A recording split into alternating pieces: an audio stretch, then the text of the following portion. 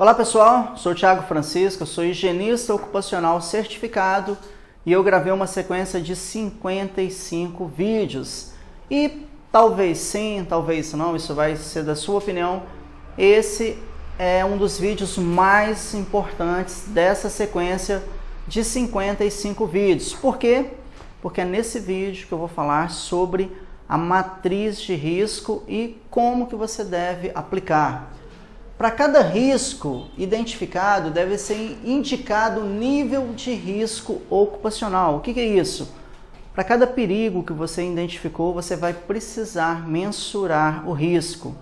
E esse risco, muitos profissionais têm utilizado apenas duas variáveis. E quais são essas variáveis? Eles têm utilizado a combinação da severidade e das possíveis lesões ou agravos à saúde com a probabilidade ou a chance de sua ocorrência. O que é isso? A maioria dos profissionais, eles utilizam apenas essas duas variáveis, que é a frequência e a gravidade, ou então a frequência e a probabilidade. E a norma regulamentadora NR1, ela descreve dessa maneira aqui, ó. Para cada risco, deve ser indicado o nível de risco ocupacional determinado pela combinação da severidade das possíveis lesões ou agravos à saúde com a probabilidade ou chance de sua ocorrência.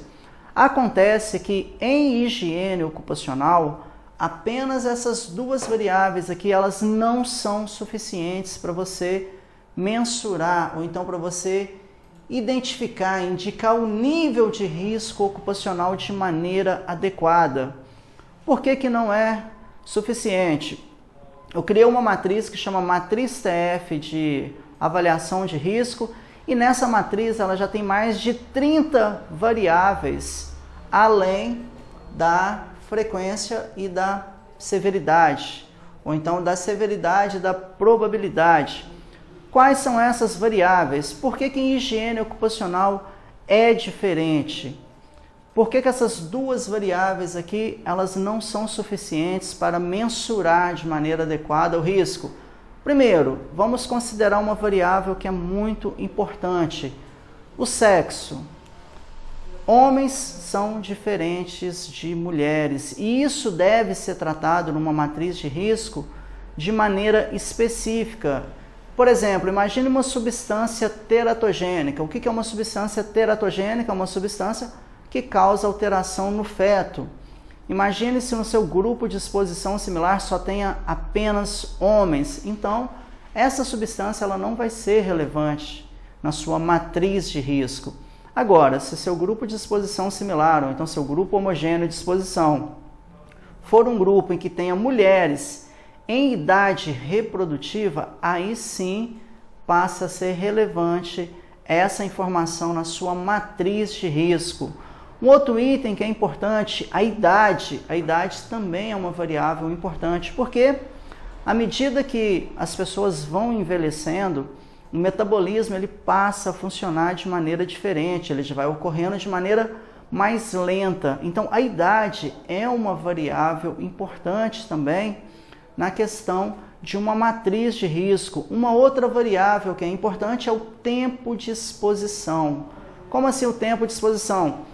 Quantos anos determinado trabalhador já está exposto àquela substância? Porque um trabalhador que está exposto a uma substância já há mais de 10 anos, por exemplo, ele tende a desenvolver uma doença ocupacional mais fácil do que um trabalhador que esteja exposto apenas no primeiro ano de exposição.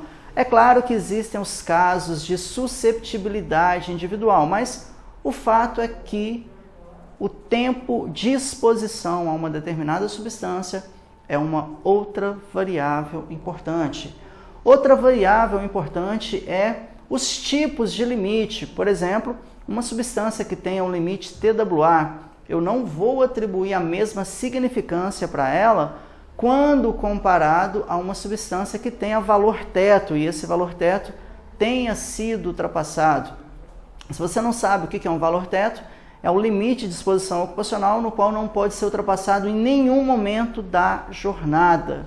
Então, são muitas variáveis. Conforme eu falei, eu criei uma matriz de risco que chama matriz TF, ela já tem mais de 30 variáveis para que você possa indicar o nível de risco ocupacional de maneira adequada.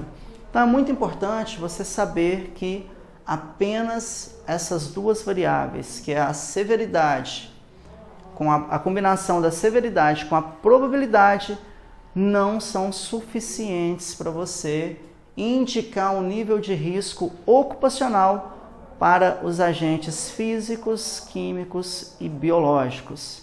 Se você gostou desse vídeo, dá o seu like lá, compartilha, ativa o sininho para receber as notificações.